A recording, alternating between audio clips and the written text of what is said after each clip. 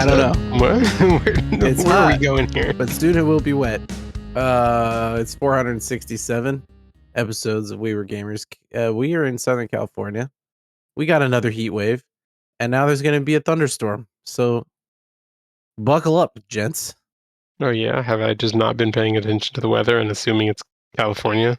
That's Michael. You would assume correctly that a thunderstorm is not a common occurrence, especially in mid-September.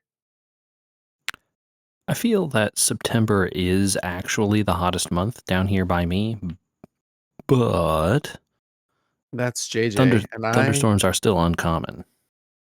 I find that there's usually some sort of major heat wave late September, early October. Yeah, it usually spikes up here in the early to middle October, and then cools down just before Halloween again. Yes. Yeah. But I think we're paying now for a mild summer. I don't think it broke 100 all year. Yeah, it has not. Not too many hundreds down here either. Normally we get one or two, and I don't think we even got one. But yeah, we got some 90s in it for a while. But it wasn't outrageous like it has been some years for sure. And this lingering heat, I guess, is the result, right? Yeah. Keen-eared listeners of the podcast will notice the last couple of weeks I have been ill. And it's the right time of year to get a cool disease that you shouldn't get in the middle of summer. I have walking pneumonia, gentlemen. Wait. Whoa. Yeah. That is unfortunate. Fun, huh? Well, I assume it's not fun. Well, they call it walking pneumonia because it's like pretty mild. Mm-hmm. My symptoms are mostly the coughing and the phlegminess and the inability to like breathe deeply or laugh without coughing uncontrollably. I mean, those seem bad, but I guess it's not crippling. Yeah. So, I feel special having gotten that in the middle of summer. Not generally. Not everybody can do that. Mm-hmm. Did the doctor who diagnosed this provide an idea as to how you contracted this? Some sort of bacterial infection due to another infection. Got so knock on. Yeah. One of those Mr. Burns' door of germs can't keep them all out sometimes. Yes, right. Very good. Simpsons references are few and far between these years. That one's a classic, man. Just like, so you're saying I'm invincible. No, quite the opposite. See, this is what I'm talking about. Serious time only this week, JJ. No laughter. Yeah. Sorry. I'll stop being funny. Tamp it down, or I'll have to go get my inhaler. Jesus. Yeah. That's what I'm talking about. It's crazy. But speaking of ill-timed summer problems, Michael, it sounds like you've also encountered a rare situation.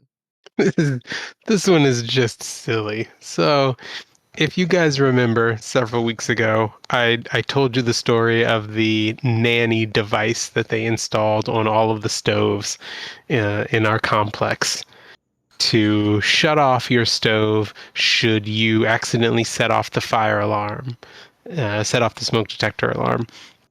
And, for the two people of the hundreds that actually need that. Well, I thought that having to trip the breaker to reset ours after I killed the power to our stove was the end of the story. But no, there is a part 2. Oh, man. There's always a duh. We come home last week and find a letter stuck in the door from the complex managers from the office. And form the letter letter informs or letter us directly to you. Sorry. No, form letter. So it went to everybody. It went to everybody in the whole complex. Everybody got one, informing us that while some people had issues tripping the device and killing their stove, not everyone was as successful in resetting the breaker and turning it back on. Some of the devices just got stuck in the shutdown mode and would not turn back over. Oh, so people have been hibachiing in their houses for weeks. Basically, grilling out on the patio. So their solution to this is to come around, and I imagine they're just going to put like this sticker on the stove, but they are going to provide everyone with a QR code. And the QR code will take you to a page on the manufacturer's site, I have to assume, that plays an audio tone that will reset the device. I don't So like this. the same way that it works to kill the power by listening for the frequency of your smoke alarm, apparently there is a separate tone that will tell it to turn back on or turn off and let the power start flowing again. My goodness. Hilarious that it works both ways, I think. Agreed. Yeah. Very funny, though, that it's like the easiest solution is to have a thing that plays a sound that resets a breaker rather than just letting you reset a breaker. We can't have switches. That's like too easy. No. This is your capacitor problem all over again, JJ. Yeah, exactly. Right. I can't even fathom how they got to this solution. I can't fathom how they got to this problem. Like, Yeah. It's a solution in search of a problem, is what it is. how many kitchen fires are burning down apartments every year? I mean, it has to be more than at least one less now.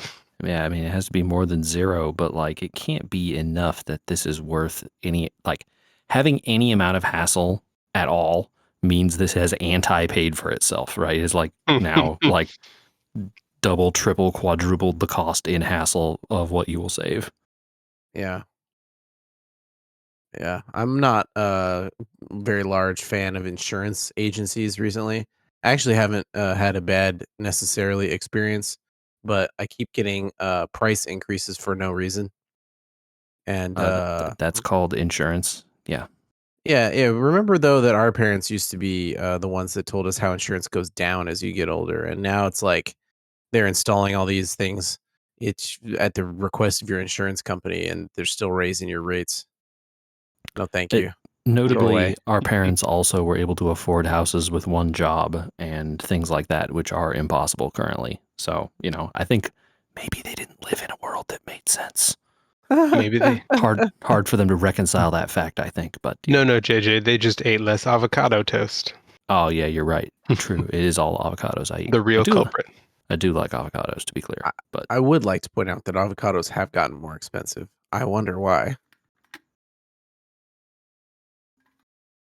It is true, man. It used to be. I would be like, avocados from Country Redacted here. Every time you could find avocados for 99 cents, it'd be like, hell yeah, dude, we're going to feast on guacamole. And now it's like, I think there's like, one for $5. I think there's like a panic buying situation that occurs if they ever were that low. I want to know, I want to still be alive. I really do. The moment that the Bluth moment is true. What's one banana cost, and it actually says $5 on the ring up? I've sent you guys that XKCD, haven't I? The banana inflation. Probably. There is an XKCD comic about banana prices, and at the current rate of inflation, when a banana will actually reach $10. I mean, it's got to happen in our lifetime, right? The current banana price trend, I pulled it up, has it in $22.50.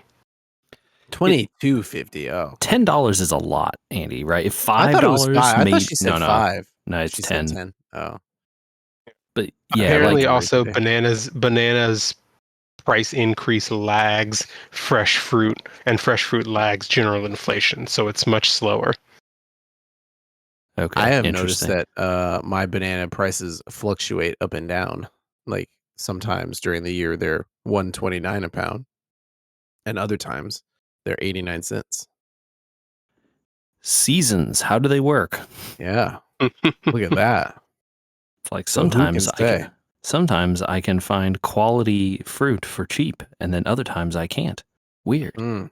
Sometimes my supermarket has pumpkins. Other times it does not. Who could say What? why? What if I want to buy a frozen turkey breast not in November, JJ? Well, let me tell you, Michael, the deli counter is your only hope. You know, ground turkey right now on sale. Probably because it's not turkey season. Mm-hmm. I got to move it somehow. Mm-hmm. Oh boy. Speaking of nanny states, Windows 10. No. Oh, you don't know? Yeah. You're going to say that? Sorry. Are you sure you're about to say that the Windows 10 is the nanny state? Windows 11. Yeah, there you go. Yeah. Windows 10 is ending in like a month. And I think this podcast is going to have multiple discussions about this going forward. I have learned it is possible to get extended security updates for like 6 more months if you really want to just hold off. Really? Yeah, I've seen that in Windows. There's like a thing you can click on to sign up for it, but you have to like explicitly go opt in the settings. Interesting. Not going to help you after that though. So yeah, the end of Windows 10 brings a lot of problems personally, but also worldwide, I'm sure. Work wise for some people. In our household, it's created a few strange solutions. I don't think we have to cover every aspect of this today. We could save some for the future. But let's start with the first one that tipped the domino, which is we have one final Windows 10 computer in the house. It's built from parts. I think the processor might be from maybe 2008. really old. Yeah, it runs great. There's nothing wrong with it. It was a gaming processor at the time. It's got onboard graphics. It runs all the things the kids need it to run. It runs Minecraft. No issue. I actually moved it into a small, what are those, micro ITX case that sits on the back of a monitor with its own external power supply kind of thing that's on the floor. Sure. And it's worked great for over 5 years since I pieced it together Frankenstein style. But Windows 11 has a list of processors that it will work with. And this processor is nowhere near that. Yeah. So the bigger problem you'd probably have is the motherboard requirement, right? Like the processor is more likely to not be a problem. I'm assuming that the age of the processors is a lot easier for people to look up than the motherboards, which is why they give you processors. Mm-hmm. That does make right. sense. If you just go to your system tray, you can know what processor you have. Motherboard's a little bit more difficult for people. It leaves us with the idea that we likely will need to retire that computer. But it is the computer that the family has to use, especially the kids for school. Which leaves us in kind of a lurch, you know? Gonna have to find new solutions. So I'm listening to all suggestions. I think we've got our solution, but I don't know if either of you are encountering this either and have decided what to do. Migration is possible if you have a new enough computer. If you don't, what are you gonna do? I think you still have 10 on your PC there, JJ. I do. The plan is to update both this and my laptop. Both have 10. And I will eventually be required to update just because, security. Yeah. Yeah, but again, like I'm not super worried about the security, but yes, it is like the thing that will eventually force me to upgrade. I'm gonna have to spend a whole weekend doing that probably. The Windows Media Creation tool is the way to go. I don't know if you can. To make like a Look. boot disk, is that what you're saying? Yeah, so it downloads a little program that will make a USB flash drive into a boot disk that you can then install Windows 11 from, and then migrate all your stuff. It's the way to go, I think. That I makes remember. sense. I think that might have been how I did my last one. Yeah. So that seems like an easy solution for you, Michael. Do you know what you're gonna do? I mean, I'm already on 11, but Oh, okay, gotcha. yeah, so I don't really have much to do. Mine Ah, was recent enough that I think I started with 11, or if not, I moved to 11 almost right after I built it. okay. Uh, yeah, I think 11 migration was kind of strange. I tried to just do it recently, uh, by just transferring stuff via the backup feature, JJ. Okay. So we had another computer go down nearby that was like the battery was expanding. This was another member of the family, and they called me. And they're like, "Hey, this battery is weird, and it's like breaking my keyboard now." I said, "Yeah, it's time to get a new laptop." Time to get that battery out of there before it burns down your house. it's uh, it's the Not a recycling joke, place. actually a problem. Like, yes. Yeah, it's Yeah. at the recycling place already. Yeah, they Good. took it. Good. Um, I said, "Well, you got to get a new laptop." And one was Windows 10. The old one was Windows 10, and the new one's Windows 11. And they say that you can, once you have the Windows 11 computer up and running, you can use Windows backup on both computers to try and migrate your stuff over Wi-Fi between the two computers. Okay. And sure enough, the Windows 10 side of it went through all the steps correctly. And then the Windows 11 side was just like, I don't know what you're trying to do. Whatever you're trying to do doesn't work. Cool. It Fun. was like, Good job. all right. So we used OneDrive to back up the one computer and then use the other computer as a recipient of OneDrive, and that worked all right. Sure. Just like copy a bunch of files onto the cloud and then back down. Yeah, that was the quickest solution to the it's supposed to be easy, but it's not going to ever work problem. You can do that also with what's the thing? Like Dropbox and similar kinds of programs like that to copy your stuff up and down. Yeah, if you are able to use, I guess, OneDrive and get it to work for you, you can get it to put things into the proper folders right away, which was nice. Cool. Yeah. Yeah. So I have alternative suggestions for you, Andy, other than Okay. retiring the computer. Okay. You don't. Give it. I think Give you it. don't. I think you don't want these suggestions, but this is the case, and it is true. You're saying that it's not usable, but it is usable. You just got to install Linux on that boy. Ooh, Slap some Linux on there. what am I going to do with Linux? What do I want to do? Everything you do currently in Windows, all of that stuff runs there. you know, you're not going to have Word. You're going to have, open whatever. You're going to have, but it makes documents. It can print stuff. You can get on the internet. You can run Minecraft. Like all that stuff is in Linux. That's true. Linux, the times that we've tried to use Linux on the podcast, on the Steam Deck, I have not had the most easy transition to Linux. I'm not used to it. It will be a learning experience, but what you certainly can't, but the computer will continue to function and Linux will never stop functioning. That's true. Malware is barely a thing in Linux. Of course, you can like screw it up yourself, but you can do that with Windows too, right? Yeah. I don't know if a Linux computer is for the kids. That's the next question. Well, Maybe the question is, a media.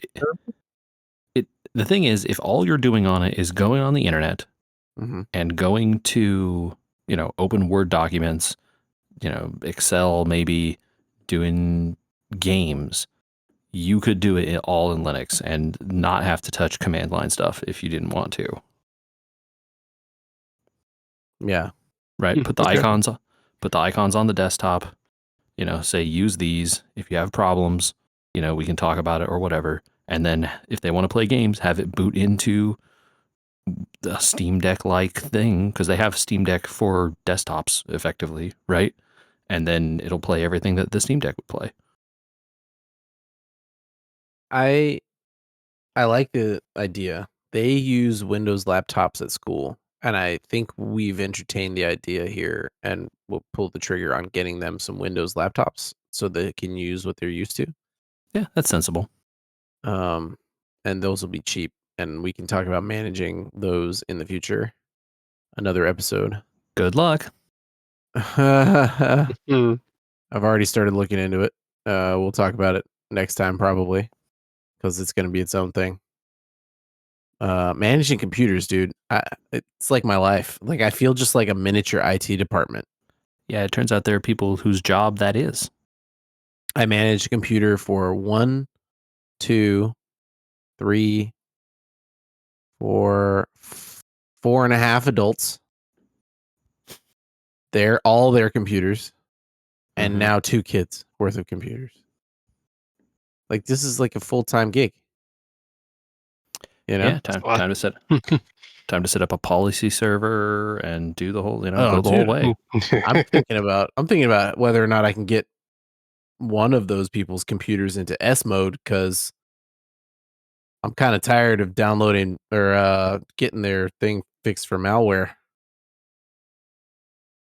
Tell them to stop clicking on shit on the internet, man. I don't. It's funny because I just never thought I would be managing up and down. Mm-hmm. Are we the only generation that's gonna have this ability? Will someone come in after us and figure it out? I think the concern is that the people above us didn't grow up with the scam, the online scam culture like we did, right? And I don't know, Andy, are the people below you going to get taught that? Are you teaching the kids? I'm working on it. You guys teaching your kids about scams? I mean, yeah, I feel like we're going to have to, but at the same time, like I think we're also the generation that grew up with the the rise of computers and like really knowing how they worked. Whereas, before us, it's kind of a lot of life without them. And after us, it was, the black boxes that are the phone machines or the tablets, right? Yeah. They don't need to know how they work because they just work. I think it's important that people who use computers frequently understand like files. And but that's not a thing anymore. I mean, it certainly is. You can get to that shit in Windows, dude. Like, yeah. They're trying their best not to. I mean, the iPadification of everything, right? Yeah, but I'm saying the reason people have these problems is because they don't understand things like files and settings and that stuff. Like, is important today, boys to and know. Girls, we're going to be talking about regedit. I mean, I don't know if you want to give your kids regedit, but certainly, like, you need to have a discussion. Like, hey, when you download a program, the like dot after it means stuff, and you don't want to download ones that are exes unless you know what you're doing, right? Like, I mean, there's a lot of them, MSIs, Sure, there's a whole bunch, right? Like, but that stuff is important, right? And then you go like, well, but JJ, in Linux there aren't file extensions. Like, shut up, I know. Windows is doing their best to hide them.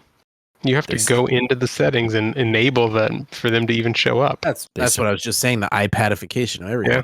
Yeah. But I think you got to teach them that stuff. Like, your kids should be able to go to the C drive and find some files and folders and understand what that is. I think it is managing both directions, but in one direction I can teach, in the other direction it's like I don't know how to weather the storm. I'm just trying to keep this boat upright. But like, the problem is also life experience, right? Like, your kids aren't going to get life experience using a computer with folders and files and stuff like that unless you give it to them, because they're not good. Like, that's not how things work anymore, right? The iPadification of everything. So like, forcing them to do some of that stuff is good because they then understand how computers work. Mm-hmm. Yep. It's like, yeah, actually, underneath all this stuff in your phone and your iPad and all these things, there are files and folders and stuff like this. Like, this Yeah. is I how honestly, computers work at the base level.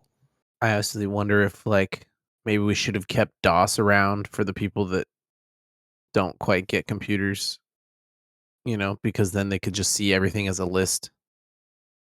Like, I don't know where this is. It's like, well, here's the list. There's the list of things that you own. There you go. Yeah. Yeah. I don't know. It's an idea. I mean, Ugh. like Linux is this again to some degree, right? Like you are forced to interact with that stuff to some degree in Linux. Well, if we're going back to that discussion, I'm wondering about using that computer for different things. Like if I offline it, it can stay on Windows 10 and be an internal like server. I don't know if I even need that big of a thing nowadays though, you could just buy a $500 NAS box that can be a media server. Yeah, this is what I was gonna say. Like, if you offline it, what are you gonna do with it? Even like, it's not useful anymore at that point, really. There's a lot of other things that can just serve that function, right? I mean, it could be a Minecraft server maybe as a Linux box Yeah, I mean, you could probably install a Minecraft server on it and run a local one for your kids. That'd probably be cool. instead of having to turn on my computer all the time to turn on the Minecraft server. Feels like everybody wins there. Yeah. Yeah. You'd have to, yeah, but they can only connect locally, right? But yeah, I mean, that's No, you can send it out over the internet with ports and stuff like that. Oh, you mean converting it to Linux and then putting the server on it? Because I'm like, you're going to Yeah, send your Windows computer out with no security? Okay, but yes. no. But if you converted it to Linux and then ran a server on it, I'm sure you Yeah, could run a Minecraft server on Linux, right? yeah, definitely. Yeah. It's Might not be probably the got most up to date or whatever, but I'm sure it does. I wonder if it could run a Minecraft server still. Yeah. That's more work than running the client. Yeah, but they can run Minecraft, the client on it, so I'm sure the server can run. Like, the server doesn't need to be rendering all the graphics. That's true. It's just putting out data for the other thing to render, right? Yeah. Now, if like your kid and then 20 other kids also connect, now you have problems. But Yeah. Well, that's the beauty of running your own server is like limit connections to 2. Oops. No other friends. yeah, or whatever, but like Mhm. something manageable, not, the entire neighborhood. Yeah. That's cool. I mean, I'll take all ideas for what to do with the box rather than just throw them in the trash. Because I Yeah. think we're pretty set on the Besides laptop. doing servery stuff with it, honestly, I don't know, that you're going to get a ton of use out of it. Yeah.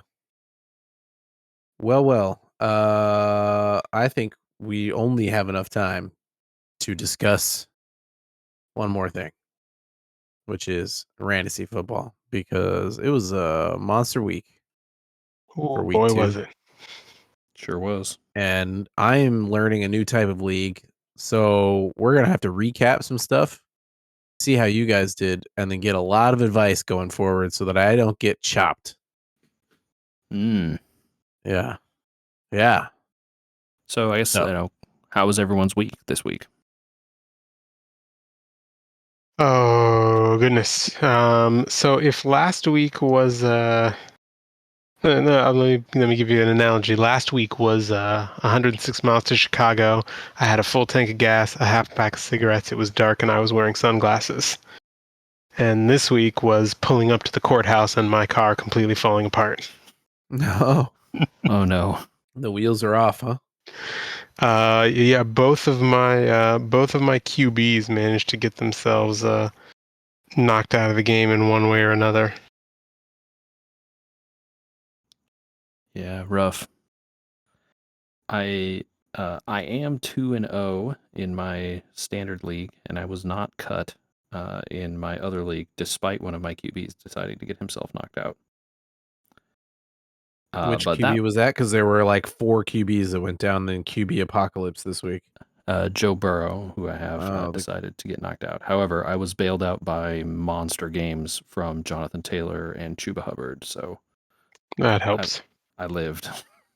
Yeah, in the non-guillotine, I went down to Jamar Chase having a monster game. Yeah. So I guess that's a nice transition, Andy. You did or did not get chopped? You're still in? Oh, so that was not in the guillotine. In the guillotine, they weirdly do have matchups, like one-to-one matchups, just for you to track your players. Maybe I don't know why they do it. They don't show other matchups within the league. There's just a list of people and what points they got. Yeah, that's how my league for the guillotine looks. There's no head to head. It's just a list of people and the points. Yeah, so I have a head to head for some reason, but it doesn't matter. One team did get chopped. They got 86 points. I ended up with 120, so I'm in 6th place on points. Place on points doesn't matter. All that matters is just not being chopped next week. Yeah. So it's weekly points, right? Is it? I don't know. You have to ask. That's your league's question mark, not mine.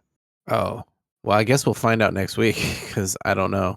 In my league, the lowest weekly score gets chopped. Oh, I don't know how I would find that in the settings right now. Maybe I could flip through it. But I did survive. I'm in the middle. I don't know how to see who gets chopped. Yeah, chop is not a word that I can search. So no, it wouldn't be chop, right? It'd be like eliminate or yeah. Like that. Offense, defense. JJ, I think after the podcast last week was when we discovered there was no defense in kicker for my team. Yeah, interesting. Yeah, very strange, right? 3 wide receiver, running back, tight end spots beyond the normal wide receiver, running back, tight end spots. So, yeah, very unusual. Unusual, yeah. But I guess give you something to do. How many players are in your league? Like how many 12 teams? Teams. Okay. 12 teams now or started with 12? Started with 12, started week 2, we're down to 11. 11. Okay. Yeah, so, for folks who aren't clear, right, the Guillotine Leagues, basically every week, the lowest team gets chopped in some form of determining lowest. In my league, it's the lowest weekly score because that's the most fair. If you do an overall score, like the people who fall behind get left behind constantly, and so then you just keep chopping the people whose teams suck, and the winners get farther ahead, right? Yeah, it kind of feels like shouldn't be the other way. I don't see. It should be weekly because it doesn't make a lot of sense otherwise, right? Yeah, so it's going to be harder to find. Oh no, there's the weekly points right there. So we could still see weekly points. It is more annoying to find, I have found. But yes, so the key in these leagues is floor, right? You want a high floor. If you were scoring 120 points, your team is pretty good, probably. Or did you just get super lucky? Let's see if I can organize these by points. I did not get super lucky. I actually underperformed, according to the thing. It doesn't show. Yahoo's projections are bullshit. So, grain of salt, very large grain of salt. What is when you say you underperformed? Yeah, okay. Well, the top team in the league is 166 points from 1 week. 150, 150, 120, 120, 110, 106, 102, and down and down. Okay. So, if your baseline seems to be above, 110-ish based on the number of players you got and the kind of numbers you were putting up, and your quarterback got hurt, right? No, I have Kyler Murray who also underperformed. He's just been bad. Okay. Yeah. So we've got some choices to make in general, but yeah, we've got people like Josh Downs who probably need to get. Well, he got 11 points this week, but as far as I understand it, the waiver situation is what matters now, and right. I need to pick up people that I'm going to start, and only pick up people that I'm going to start. Right? Probably, yeah. There's no purpose in stashing in a Guillotine League, really, because next week another set of star players is going to be on the waiver wire, right? Right. The other thing is, if you think you're going to get chopped, use all your money, because if you get chopped, it didn't help you, right? Saving it doesn't help you any. Sure. So the bidding can be like really expensive, especially early on when there's lots of teams and people have a lot of money. You could end up paying 50 to 70% of your fab on one guy. There's $1,000 here, and I have no idea what's good and bad. I mean, just think of it as your $100 season long fab, but times 10, right? So just put an extra zero after everything. All right. But you know, if you're, high ranking wide receiver one, running back ones, quarterback ones, like the best players, you know who the best players are. Like if they're on the waiver wire, bet the farm, like Jamar Chase hits the waiver wire. What are you going to do? Not bid a ton of money for him? Spend it all. Yeah. Well, we've got on the waiver wire Jackson Smith, Najiba. In Jigba. Yeah, he's been pretty good. Yeah. Yes, I have him in one of my teams. Zay Flowers is on the wire. He's also been very good. That's about it for people that I would play over the players that I have. I mean, a bunch of people hit the wire, obviously. Like, he also had Daniel Jones and Trevor Lawrence. The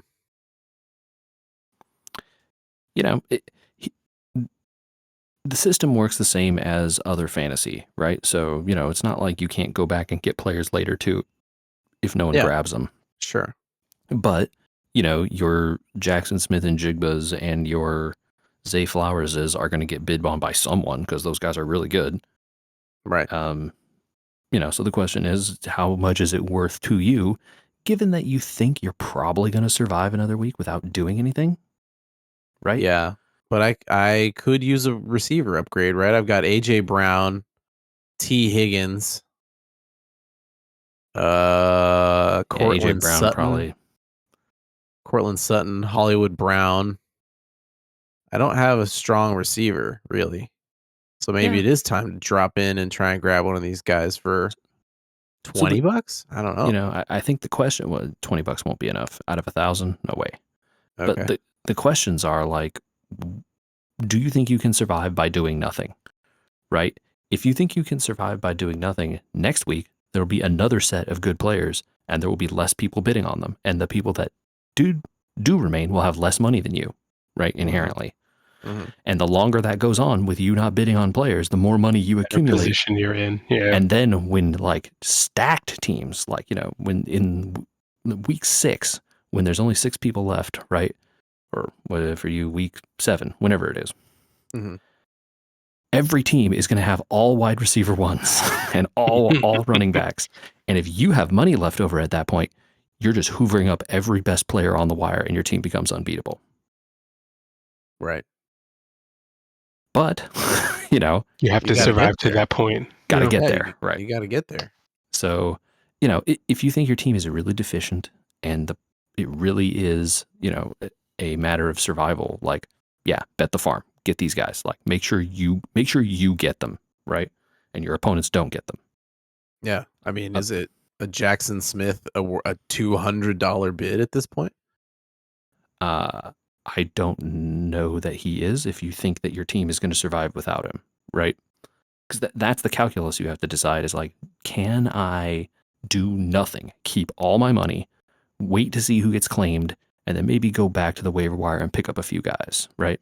Yeah, I'm also looking ahead, right? I'm looking at these teams that are like in chop range, right? The 93-point team and the 102-point team. If they're bad again next week, right? And, that means that when the bye weeks start hitting, it's going to be chaos in those kinds of leagues because people have to play someone, and you can't not. And your rosters are deep. It sounds like you're going to need to fill spots with dudes who play at some point, right?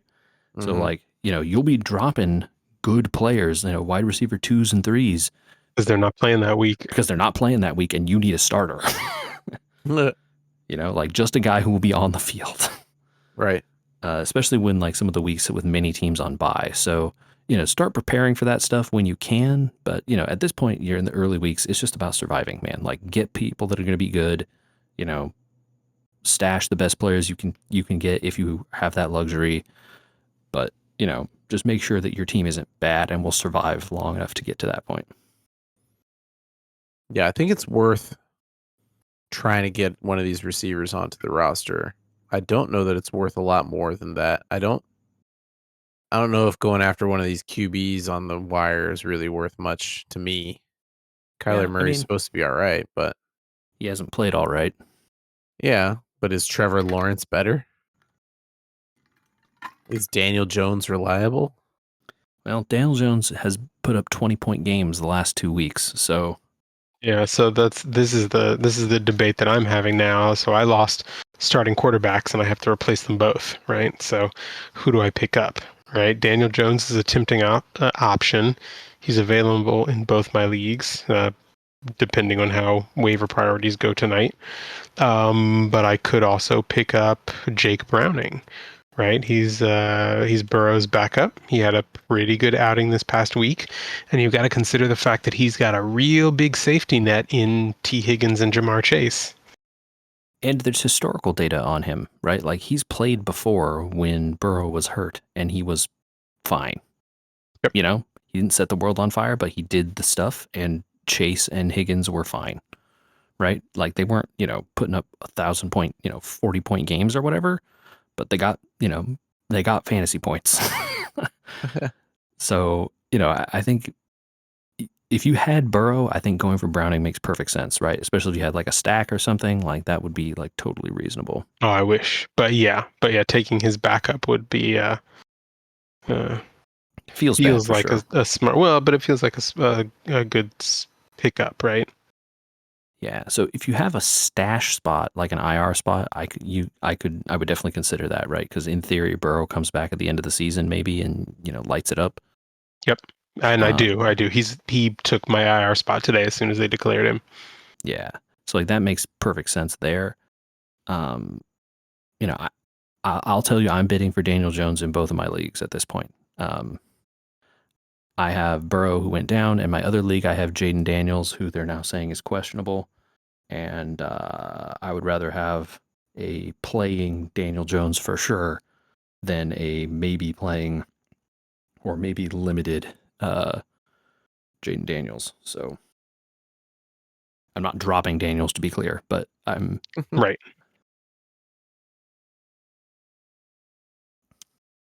So I think it's a tough call. I think, personally, like I said, I'm going for Jones. I think it's completely defensible to go for Browning.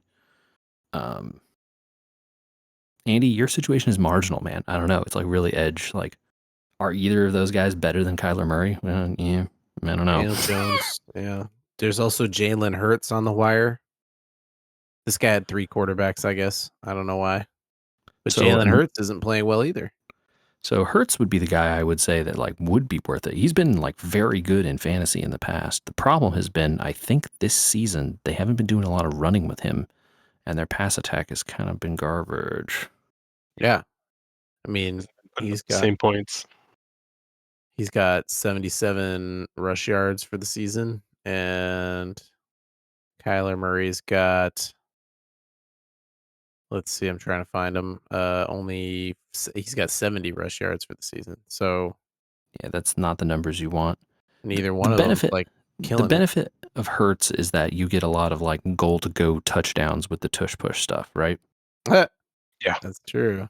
That's 100% the case. Like he's a touchdown machine because they'll give him the like 1 and 2 yard carries.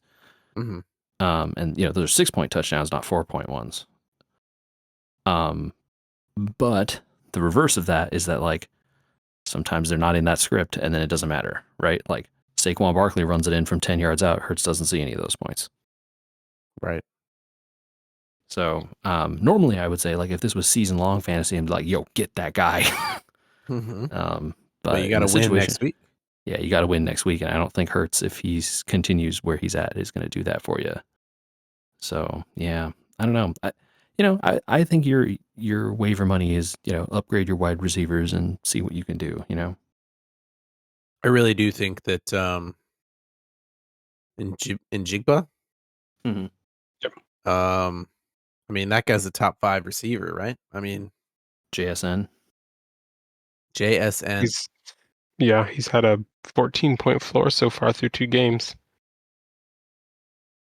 I mean, that's pretty good. He's the guy on that team. Cooper Kupp is there, but he's only there. Like Right. JSN is the guy. Right. Zay I think Flowers is out there too. Zay Flowers is also the guy. If the receiver you want to own on that team, it's Flowers. On arguably a better team. Yeah, definitely. The problem, again, with the receivers on Baltimore is that Derrick Henry exists. And on some weeks, Derrick Henry is going to steal all of the run. Like, they're just going to run it every play, and there will be no passing. Yeah. But 20 targets through 2 games is kind of like maybe he's doing worth good. it. Yeah. Flowers has been really good. I have him in both my leagues. I am a fan. But, it's like hard to say whether he's going to be, long-term viable, or this is just the, like, everyone is stacking the box against Henry, and so he's just taking what's available, Yeah. But, T. Higgins is my best receiver. Yeah, it's worth an upgrade. I think either of those guys would help you out a bunch. AJ Brown's just not getting it done. No, at this point I would consider AJ Brown like a wide receiver 3. I don't think he's even like a 1 or a 2 at this point, just because of how the Eagles, like I said, the Eagles need to show me the passing attack again, and then I can believe. But this happened all last year. I owned Devonta Smith, and he got nothing all year. That was a tough own last year. I had him on one of my teams too. So I just don't trust any receiver on the Eagles, and I stayed away from all of them in the drafts, even when they were like big values. Yeah, that's why I ended up with AJ Brown. He was $10 undervalued. Yeah, people in your draft knew. Yeah, apparently they knew and I didn't. But, it's always possible they come back, right? At some point, like, he had 8 targets.